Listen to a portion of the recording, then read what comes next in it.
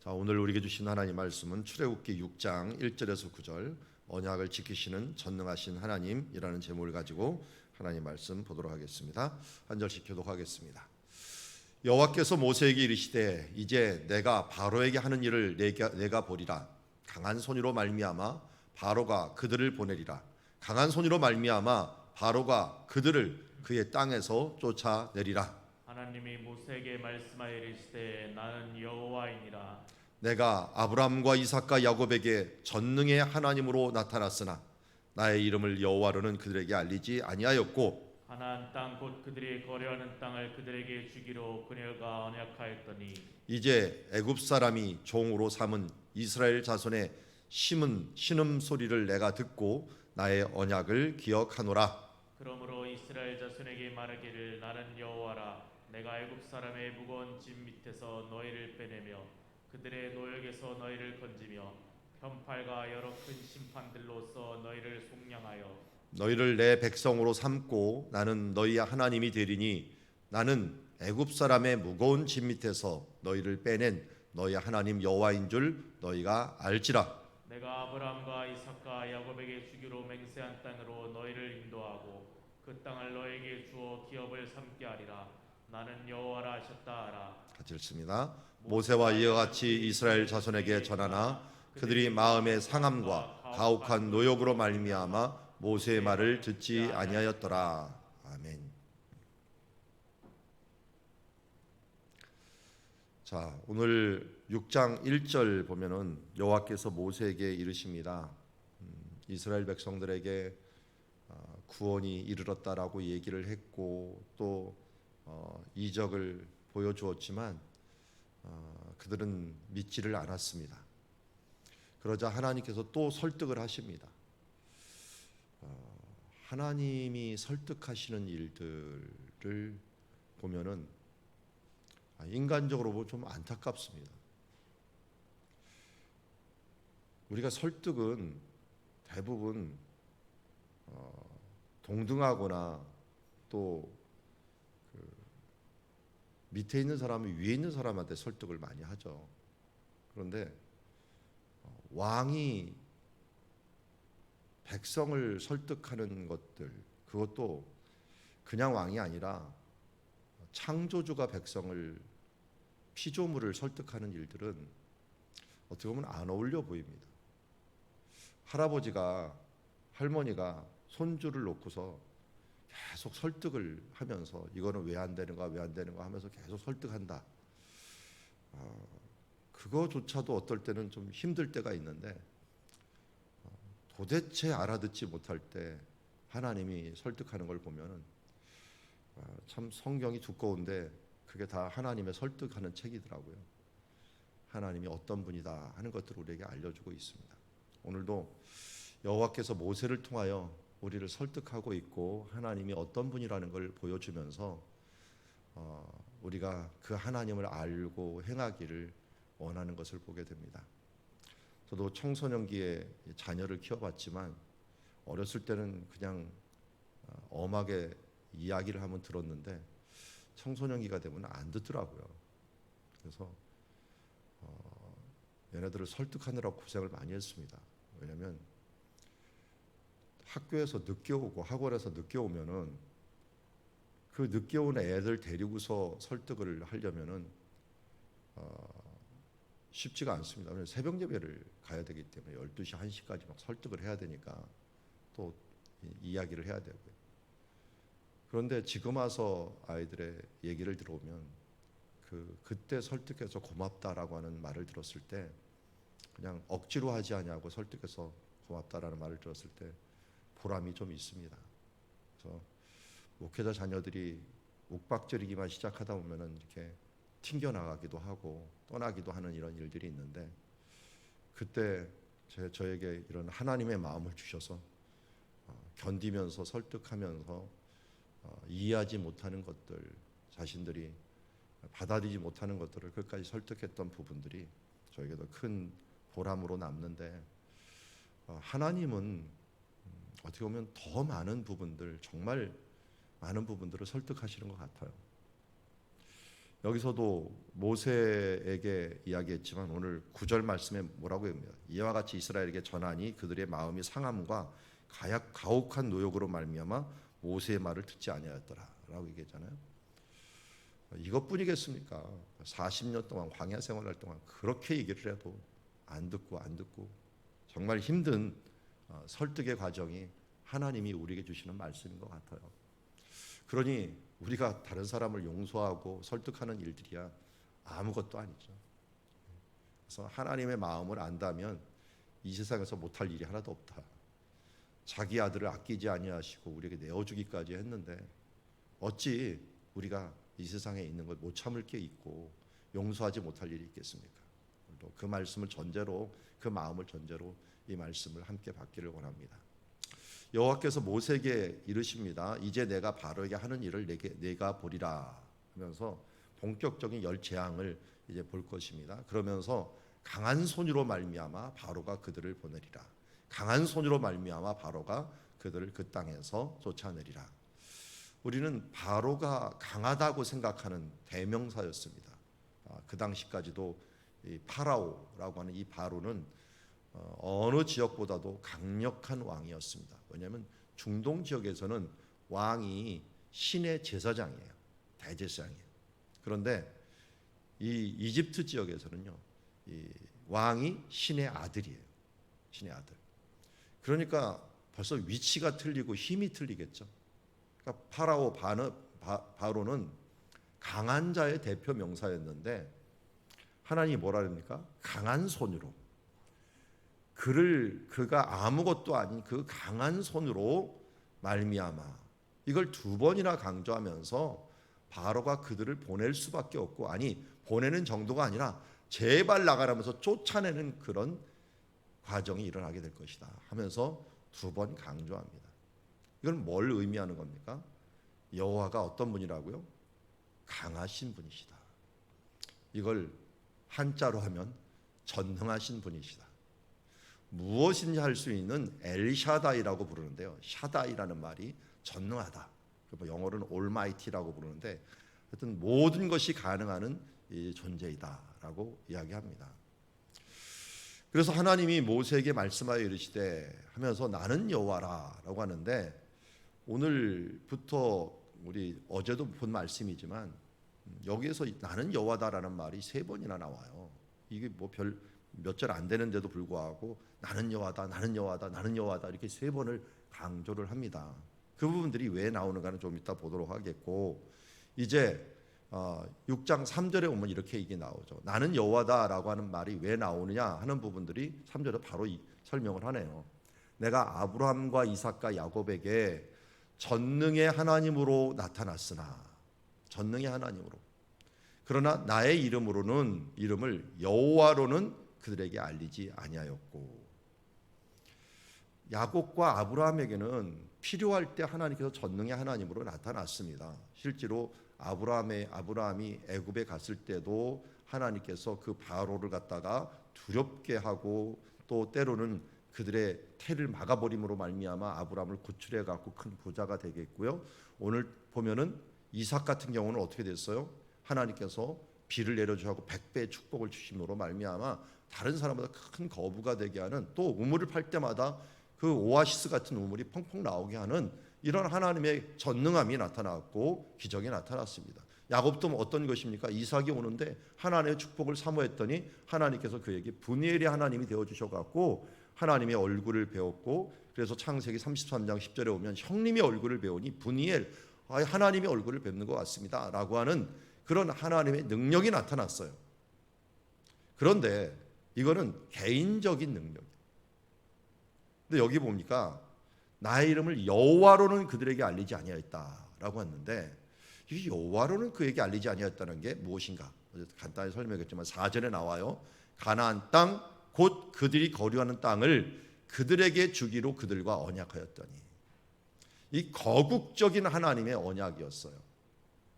이제는 개인적인 전능함이 아니라 그의 자손 모두에게 나타나는 하나님의 언약. 우리가 기도하면서 응답받는 걸 언약이라고 얘기를 하질 않아요. 하나님께서 내게 주신 언약, 그러면 이거는 뭐예요? 하나님 말씀하신 약속이 있잖아요. 예를 들어서 영접하는 자 곧 그 이름을 믿는 자들에게는 하나님의 자녀가 되는 권세를 주셨다는 건 하나님의 언약이에요. 약속이에요. 그리고 예수님께서 이 성찬식을 하시면서 이것은 너희를 위하는 내 새 언약의 피다라고 할 때는 그건 언약이에요. 그 피가 어떻게 나타났어요? 40일 뒤에, 정확히는 한 43일 뒤에죠. 43일 뒤에 그 뒤에 새 언약의 성령님이 그들에게 내림으로 말미암아 하나님의 교회가 시작이 되게 되었습니다. 이런 것들은 언약을 이루는 것이에요. 그런데 오늘 4절 말씀은 아브라함, 이삭, 야곱 모두에게 주신 하나님의 언약이었어요. 이 땅을 내 자손에게 주리라. 이 땅을 내 자손에게 주리라. 그랬더니 어떻게 합니까? 이 땅을 내 자손에게 주리라고 했더니 결국은 하나님께서 그것을 이루는 여호와로 너에게 보일 것이다. 그러니까 여호와라는 이름은 아브라함도 불렀고 이삭도 부르고 야곱도 불렀지만 이제는 진정한 여호와, 약속을 지키시는 여호와로서 너에게 나타날 것이다. 그러니까 어떻게 보면 그 앞에 수식어가 있죠. 아브라함과 이삭과 야곱의 하나님 여호와, 그 여호와로 너에게 분명히 보여질 것이다 라고 우리에게 말씀하는 것을 보게 됩니다. 그게 창세기 17장에도 여러 말씀에도 우리에게 주셨기 때문에 그렇습니다. 그래서 출애굽기 6장 5절에 보니까 이제 애굽 사람이 종으로 삼은 이스라엘 자손의 신음소리를 내가 듣고 내 언약을 기억했다. 하나님께서 주신 언약을 기억합니다. 그래서 하나님이 주신 언약을 기억하고 이제는 하나님께서 어떻게 행하시는가 한번 보십시오. 6절에 보니까 자손에게 말하기를 나는 여호와라. 이번 두 번째 얘기한 거예요. 앞에도 여호와라 했고 두 번째 나는 여호와라 라고 얘기하고, 그리고 나서 하나님께서 그들을 어떻게 했다는가요? 애굽 사람의 무거운 짐에서 너희를 빼내며 그들의 노역에서 너희를 건지며 그리고 편팔과 여러 심판, 큰 심판으로서 너희를 속량하여 너희를 내 백성으로 삼고 나는 너희 하나님이 되리라. 그러면 슬로우 비디오를 볼 때 뭐를 많이 보여줍니까? 이게 움직임을 탁탁탁 끊어서 보여주죠. 성경에서도 중요한 점 그리고 클라이막스 강조점에는 이렇게 끊어서 보여줍니다. 끊어서. 그래서 빼내다, 건지다, 속량하다, 그리고 백성으로 삼다, 그리고 하나님이 된다라고 하는 이 동사들이 지금 쪼르르 나온다는 것은 하나님께서 일목요연하게 이렇게 진행을 하시겠다는 거예요. 기억하셔서 그들을 빼냅니다. 이 빼내는 것들을 그냥 빼내는 게 아니라 강조를 합니다. 건져낸다라고 하는 걸로 또 건져냅니다. 그래서 어떻게 해요? 그것을 속량하고 내 백성을 삼는다. 어제 말씀에도 했지만 이것은 완벽한 구원이에요. 그냥 악의 소굴에서 어려움에서 빼내면은 그 사람은 거기서 겪었던 그 아픔을 그대로 마음에는 가지고 와요. 그런데 거기서 빼낼 때, 속량할 때, 건질 때 어떻게 해나요? 그를 괴롭혔던 사람을 다 치고서 완벽하게 그들을 통하여 보상을 받고 딱 나오면은 이 사람은 이제 뒤에 트라우마가 없어져요. 이게 아브라함이 했던 일이죠. 원래 아브라함이 롯을 구할 때 그렇게 했죠. 그래서 기업 무르는 자들은 그냥 기업 무르는 게 아니라 두 가지를 같이 해야 돼요. 하나는 그를 구출해내고 그 적들을 처단을 해야 돼요. 그래서 기업 무른다라고 하는 고엘이라고 하는 히브리어 단어가 있는데 이 단어는 두 가지 뜻을 함께 가지고 진행을 합니다. 이게 뭐냐면 피해 보복과 그리고 기업을 구원한다, 기업을 무른다라고 하는 걸 같이 갑니다. 그래서 유목민 법에서는 차라리 기업을 무른다는 말보다는 보복한다는 말을 더 많이 써요. 왜냐하면 대부분의 어려움을 당하는 어떤 상대방을 통하여 어려움을 당하는 거거든요. 기근을 통하여 무슨 가뭄을 통하여 어려움을 당하는 거는요 차라리 쉬워요. 도와주면 되니까. 그런데 사람에 의해서 어려움을 당하는 것들, 롯과 같이 그돌라오멜에 의해서 막 끌려가는 사람들 있잖아요. 이런 거면은 내가 구원하기가 너무 벅차요. 상대방이 너무 큰 거예요. 이 끌고 가는 사람이. 그런데 나는 주변 사람을 어떻게 모아서라도 그 친족을 구원해야 되는데, 친족을 구원하기 위해서는 적을 쳐야 되는 게 더 큰 거예요. 당장 구원해갖고 몰래 빼내는 정도로 오면 안 돼요. 기억 물은다는 건. 그를 괴롭힌 존재에 대해서 반드시 징계를 해야 돼요. 그게 피해 보복을 한 다음에 그것을 끌어내야 되는 거거든요. 하나님이 지금 아브라함과 이삭과 야곱의 약속을 지키기 위해서 이스라엘에 대해서 기업 물음을 실시하는 게 바로 열재앙이에요.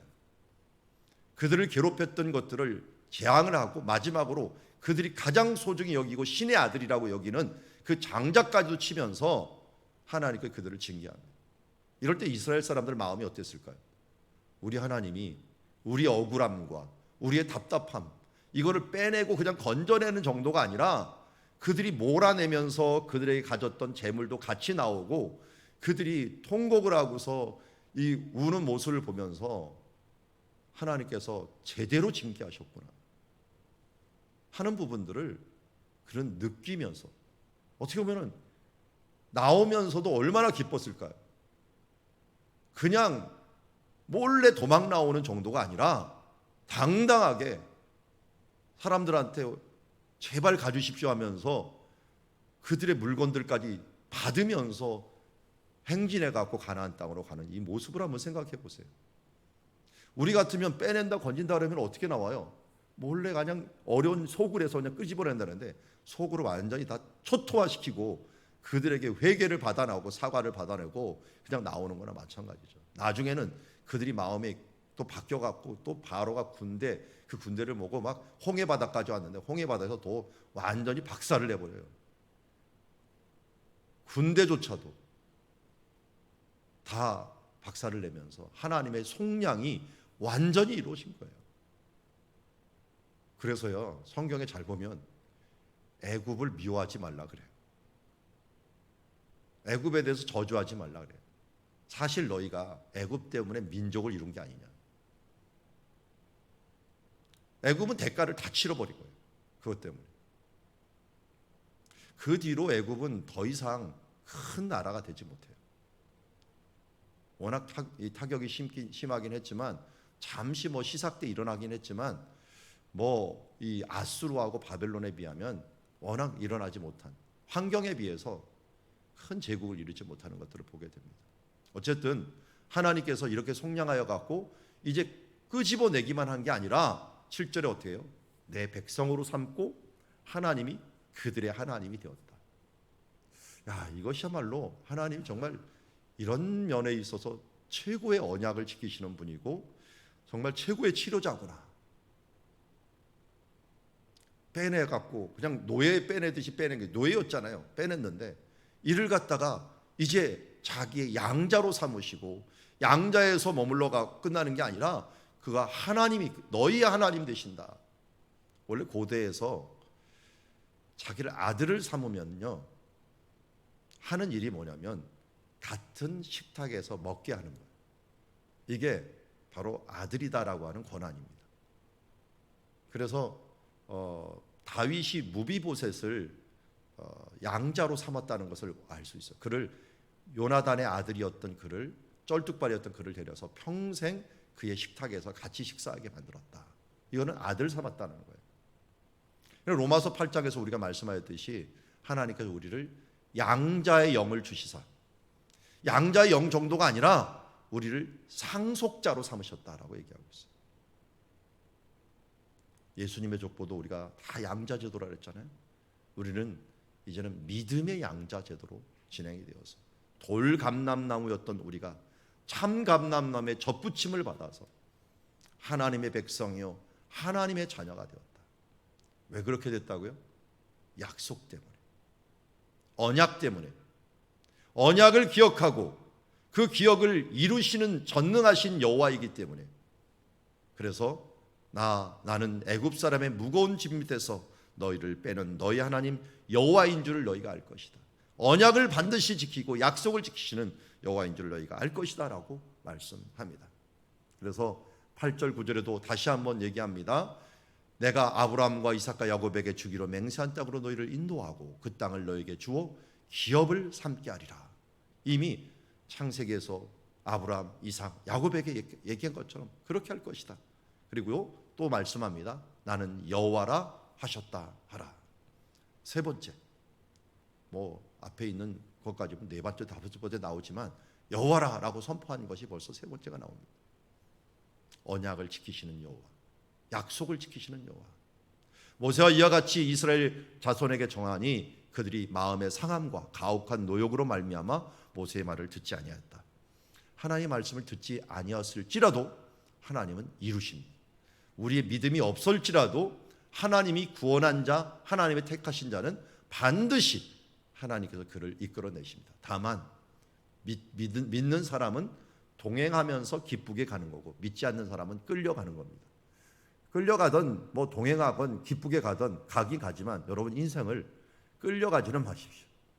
우리 대표적인 예가 제가 그랬죠. 똑같은 나시로 태어났는데 세례 요한 같은 경우는 예수님을 준비하면서 예수님이 여자가 낳은 자에서 가장 뛰어난 자다, 가장 큰 자다라고 얘기했는데 똑같은 골짜기, 소래골짜기에서 태어나고 똑같이 태어날 때부터 나신이었던 삼손은 자기 마음대로 살다가 결국 나중에는 눈 빠지고 머리 잘리고 눈 빠지고 끌려가고 밀다가 결국은 사명을 이루긴 이뤘어요. 기둥 잡고서 같이 죽어버렸으니까. 뭐 그게 영웅처럼 멋있게 여겨집니까? 전혀 하나님 보시기에는 부끄러운 모습으로 사사를 감당해 버렸어요. 나시린을 감당했어요. 우리는 똑같이 하나님의 부름을 받은 하나님의 자녀라면 이왕이면 하나님 이 전능하신 하나님이 우리 가운데 있는데 어찌 그 하나님을 믿지 않고 이 하나님과 함께 일하지 않겠습니까? 자, 전능하신 하나님, 모든 것에 능하신 하나님이 강한 손으로 일하시고 계시다는 것을 믿고 오늘도 그분과 함께 동행하기를 원합니다. 두 번째로 전능하신 하나님이 언약을 지키시기에 어떻게 지키셔요? 완벽하게 지키십니다. 기억하고 빼내어서 그냥 빼내는 정도가 아니라 값을 완벽하게 지불하게 만들고 그 가운데 기쁨으로 우리를 나오는 것으로 끝나지 아니하고 우리를 백성으로 삼으시고 자녀로 삼아주셔서 온전한 회복을 통하여 하나님의 나라 갈 때까지 끝까지 우리를 동행하시는 우리 하나님 여호와, 임마누엘 하나님 여호와가 되어주셔서 우리와 동행하신다는 이 사실을 알 때 이 세상에서 두려울 것이 무엇이고 부러울 것이 무엇이고 우리가 하나님 정말 세상 말로 쫄릴 것이 무엇이겠습니까? 우리 전능하신 여호와 하나님, 그분이 아들을 아끼지 아니하시고 우리에게 내어주시기까지 나사렛 예수 그리스도를 우리에게 주셨으니 그분과 함께 오늘 하루도 담대하게 두려워하지 말고 하나님 앞에 주님과 동행하는 주의 백성들이 되기를 주의 이름으로 축원합니다. 기도하겠습니다. 하나님 아버지, 오늘 주님께서 주신 말씀 다시 한번 되새김질 해봅니다. 전능하신 하나님 감사합니다. 우린 세상이 가장 강한 존재인 줄을 때로는 두려워하고 있지만 이 세상에서 가장 강하였던 바로를 강한 손으로 이끌어 그들을 치시고 그들에게 값을 치르게 만들어 하나님의 언약을 이루은 하나님, 오늘도 말씀의 언약, 특별히 내가 하나님의 자녀로서 선택되었고 그 자녀로서 하나님의 이끌림을 받고 세상은 반드시 값을 치르고 하나님의 백성들은 기쁨으로 하나님의 영으로 양자된 자로서 나간다는 사실을 잊지 않고 주님과 동행하는 하루 되게 하여 주시옵소서. 예수님의 이름으로 기도드리옵나이다.